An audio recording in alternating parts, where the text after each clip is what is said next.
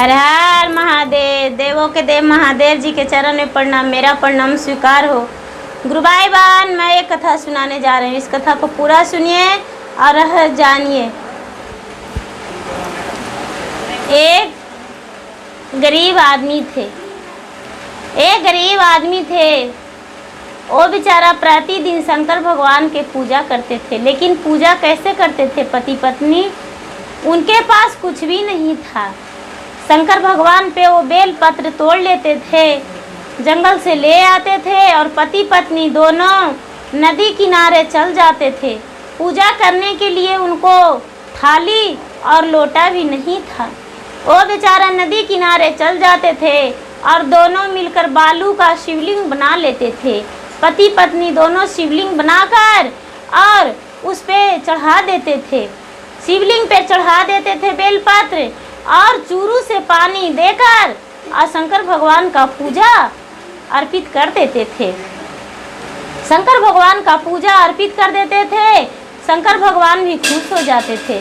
शंकर भगवान खुश हो जाते थे और बेचारी पूजा करके और चल आते थे। दोनों बेचारी पूजा करके घर आ जाते थे और उनके पास तो कुछ था ही नहीं। जो ज़्यादा भक्ति करते हैं उनको भगवान थोड़ा सा परीक्षा ज़्यादा लेते हैं। जैसे उनके साथ भी था, वो बेचारा के साथ भी था। भगवान बहुत ज़्यादा परीक्षा ले रहे थे, क्योंकि उनके पास खाने पीने का भी भोजन नहीं मिलता था। वो बेचारा कभी जंगल में जाते थे तो फल फूल तोड़कर चबा लेते थे और उससे भी अपना भूख प्यास बुझा लेते थे। उसी तरह दोनों पति पत्नी जीवन व्यतीत करते थे। एक दिन का बात है कि ब्रह्मा विष्णु महेश 36 मुनि जो भी देवी देवताओं थे, वो सब अपना इंद्रलोक में आसन लगाए हुए थे और गौर विचार कर रहे थे कि पृथ्वी पर कौन दुखी है, कौन सुखी है, कौन भक्ति है, कौन पापी है, ऐसा कह के और सब देख रहे थे और सब इधर उधर ताक रहे थे, देख रहे थे। ब्रह्मा अलग देख रहे थे, विष्णु अलग देख रहे थे, शंकर अलग देख रहे थे, परी लोग ऐसे अलग देख रहे थे, गौरा लक्ष्मी सरस्वती पार्वती सब देख रहे थे कि कौन क्या, कौन दुखी है, कौन किसके नाम से रो रहे हैं। तो देखे कि शंकर भगवान के दोनों एक बालू का मूर्ति बना के और पूजा किए और पूजा करके और उनके पास एक भी अन्न नहीं था और बेचारे क्या किए, संतान भी नहीं था और बेचारे जंगल चल गए और जंगल से कुछ नहीं मिला। बेल के पत्ती जैसे भोजन चढ़ाए थे भगवान के, वही बेल के पात तोड़कर और दोनों भोजन कर लिए। बेल के पत्ते चबा के बोल रहे हैं अपने पति से, महाराज मुझे टूसा पर के पत्ता दीजिए ना, मुलायम चबाने में लगता है, अच्छा लगता है चबाने में, वही दे दीजिए। जैसे शंकर भगवान इसको आधार करते हैं, ठीक उसी तरह हम लोग भी आधार कर लेंगे इसको। क्या होगा, क्या दिक्कत है, खा लेंगे इसी को खाकर और थोड़ा हम लोग अपना प्यास भूख को बुझा लेंगे, ऐसा कह के और बेलपत्र चिबा रहे थे। तो इतना ही में कहते हैं गौरा पार्वती कि क्या आप देख रहे हैं? देखिए तो विष्णु जी, शंकर का जो पुजारी हैं, दोनों पति पत्नी, उसके पास कुछ भी नहीं है। क्या आप लोग एक संतान भी देने लायक नहीं हैं? उसे एक संतान दे दीजिए। यदि आप उसके एक संतान दे देते तो वो बेचारा इतना दुखी नहीं रहता। शंकर भगवान कहते हैं संतान तो होगा पार्वती, लेकिन नादान होगा। बोलिए आप क्या चाहते हैं? पार्वती कहते हैं तो क्या दिक्कत है, नादान ही न होगा, लेकिन संतान वाली तो हो जाएगी ना, नादान ही सही, उसको संतान दे दीजिए। बोले ठीक है, संतान हम दे देते हैं, एन मस्तु, आपकी बातों से हम सहमति हैं, उनको संतान लीजिए, हम दे रहे हैं। संतान उनके भाग में दे दिए, संतान दे दिए उनको। उस बेचारी को 9वें महीने में एक संतान हो गया। बेचारी बहुत लाड प्यार से उसको पाली पोसी, बहुत लाड प्यार से उसको पढ़ाई लिखाई, इतना लिखाई कि उसके पास जो ज़मीन 2-4 कट्ठा था वो बेचारी सब बेच दी। अपने तन पर के जेवर गहना जो भी था वो बेचारी बेच दी। बेच के और बच्चे को अपना पढ़ाने लगी और पढ़ा के बेचारी अपने बेटे को सर्विस लगा दी। जब बेटा को सर्विस लगा दी, बेटा को सर्विस हो गया तो सब लोग कहने लगे, अरे आप तो इतना दुख करके सब कुछ करके पढ़ाएं, बेटा को शादी कर दीजिए। ये बेचारी बेटा को शादी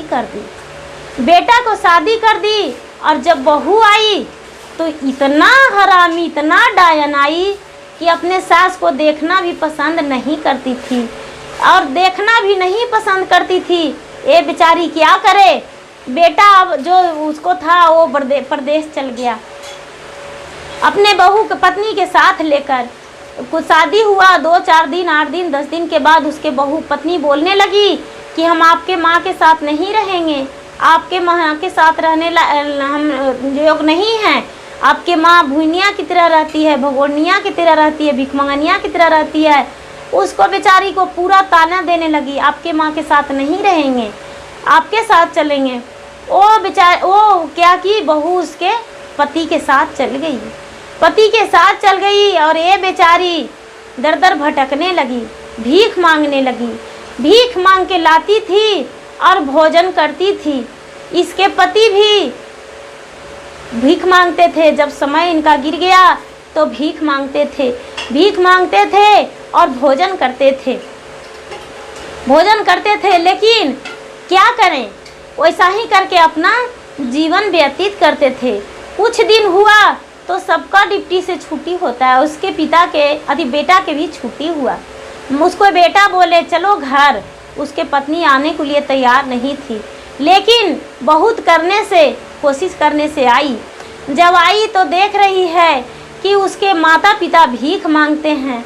सारे गांव जवार के लोग उसको दूसने लगे, कहने लगे, अरे तुम माता के अपने खिलाने योग्य नहीं हो, तुम्हारे माता पिता के जो ज़मीन था बेच बाच के तुम्हें पढ़ाया लिखाया, तुम्हें सर्विस हो गया, तो बताओ कि तुम अपने माता पिता को एक नज़र नहीं देखना चाहते हो। सारा लोग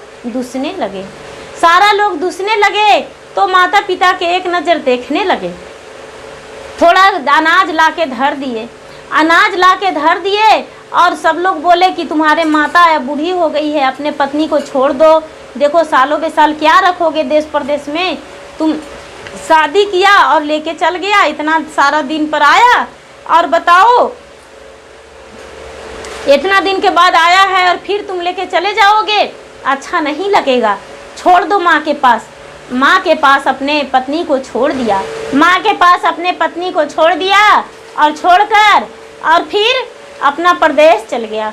जब प्रदेश चल गया तो प्रदेश जाते ही और दूसरा या तीसरा दिन कॉल आ गया उसका कि आपका बेटा का बहुत बड़ा एक्सीडेंट हो गया है, आपका बेटा हॉस्पिटल में है।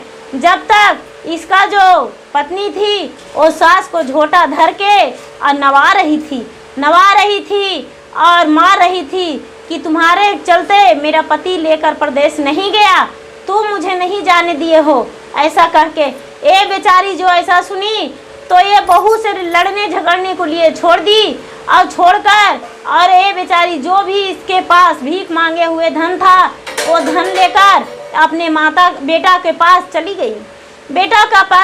अपने गांव बगल के लोग के लेके कि बेटा मेरे साथ चलो, मेरे पास साथ चलो बेटा। और ये जो पत्नी थी उसको लगा कि अरे हम ऐसे कैसे जाएंगे, हम सर्विस वाले के पत्नी हैं, हम थोड़ा सज सवर के जाएंगे ना, लोग क्या कहेंगे। वो सजने संवरने लगी। जब तक माँ घर से निकल के और कुछ साधन उसको मिल गया कि पहुँच गई अपने बेटे के पास। जब ये बेचारा होश में आया तो अपना बेटा माँ को देखा और उसे आंखें भर आया और बोला, माँ तू धन हो, तुम्हें हम इतना तकलीफ़ दिए, माँ ज़िंदगी में कभी नहीं समझे। जब बच्चा थे तब भी तुम्हें नहीं समझते थे, जब बड़ा हो गए माँ तब भी नहीं समझते थे, जब तुम मुझे पढ़ाई लिखाई सर्विस हो गया तब भी तुमको नहीं समझे, जब मेरा शादी हो गया तब भी नहीं समझे, और अब क्या जब ऐसा हो गया माँ तो तू बताओ कि जो भीख मांग के जमा करती थी वो भी तुम मेरे पास आई हो लगाने को लिए, हमसे आसरा करके।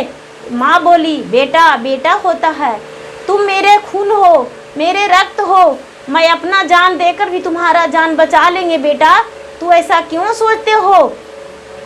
जब ऐसा बोल ही रहा था कि उसको पत्नी वहाँ पर पहुँच गई, और पत्नी पहुँच गई और बुढ़िया को टेल दी, बुढ़िया को टेल दी और बोली हटो, मेरे पति के सामने से हट जाओ। और बैठकर कह रही है कि देखिए तो मैं कितना सुंदर दिख रही हूँ, मैं आपके लिए सज सवर के आई हूँ, देखिए मैं अच्छी हूँ या नहीं। आपका एक्सीडेंट हो गया, आपका पैसा मिलने में तो दिक्कत नहीं ना होगा, आपका ड्यूटी तो चालू रहेगा ना, ऐसा कहने लगी। ये दो तमाचा वैसा ही उसी हाल में अपने पत्नी को दे दिया, और पत्नी को दे के और वहाँ से पत्नी को इशारा मार दिया कि तू हट जाओ हट जाओ। अपने माँ को हाथ पकड़ लिया और माँ के बोला माँ तुम मेरे सामने बैठो, तू ही मेरा सब कुछ है, तू ही मेरे माता पिता देवी दुर्गा देवता देवी जो भी है, माता गंगा जमुना सरस्वती सब कुछ तू है, और ये मेरा पत्नी नहीं, एक डायन है माँ। जितना दिन ये रही उतना दिन मुझसे चुस्ती रही, जब भी घर जाते थे घर जाने को लिए कहते थे माँ, ये घर नहीं जाने देती थी माँ, और मुझे परेशान करते रही माँ, कभी भी अब हम ऐसा गलती नहीं करेंगे माँ। और पत्नी को पीछे हाथ करके और माँ को सहारा दे दिया, माँ को हाथ धरा दिया। और जब बेचारा स्वस्थ हुआ तो हॉस्पिटल से आने लगा तो माँ के हाथ धर के और आगे चल दिया, माँ के हाथ आगे धर के चल दिया, पत्नी पीछे पीछे। जब पत्नी घर आई तो एक नौकरानी की तरह वो घर में ये वो करने लगी, सारा लोग उसको दूसने लगे, कहने लगे, बेटा को दूसने लगे। लो माँ थी तो दूसरा से कर्जा लेके भी गई, और पत्नी थी तो सज सवर के एक दिन बाद निकली। लो कौन तुम्हारे लिए अच्छा है, हम लोग कहते थे तो तुम्हें बुरा लगता था, अब देखो किसको चाहते हो, माँ के चाहते हो या पत्नी को। पत्नी को हाथ पकड़ के बेटा निकालने लगा, लेकिन माँ बोली नहीं बेटा, हम तो मर हर जाएंगे, हम इस दुनिया में कई दिन के हैं, नहीं बेटा अपने पत्नी को अपने साथ ही रखो, इसको निकलने नहीं दो। बेटी तुम अच्छा से रहो अपने पति के साथ, हम दोनों बूढ़ा बूढ़ी कितना दिन के लिए रहेंगे। नहीं बेटी नहीं, तुम नहीं जाओ कहीं नहीं। बहू के भी हाथ पकड़ के और बेटे के हाथ धरा दिया, और बहू बेटे का एक सहारा बना दिया, और बेचारी कुछ ही दिन बाद उस दोनों पति पत्नी का स्वर्गवास हो गया, और दोनों अंतर्ध्यान हो गए। शंकर भगवान उन लोगों के लिए स्वर्गवासी बनाए और अच्छे से मौत दिए, और शंकर भगवान उन्हें स्वर्ग में जगह दे दिए, किसी चीज़ का कमी नहीं हुआ।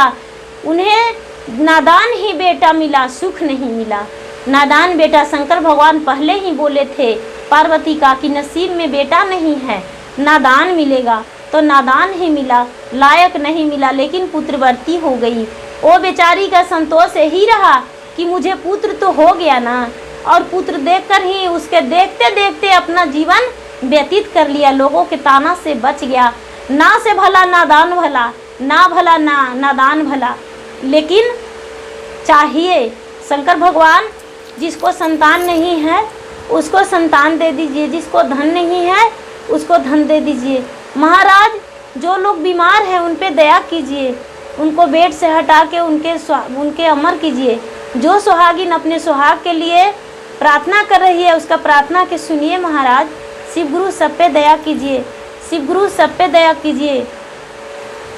गुरु भाई बहन, मेरा वीडियो अच्छा लगे तो मेरा वीडियो के लाइक कीजिए, शेयर कीजिए, सब्सक्राइब कीजिए। धन्यवाद।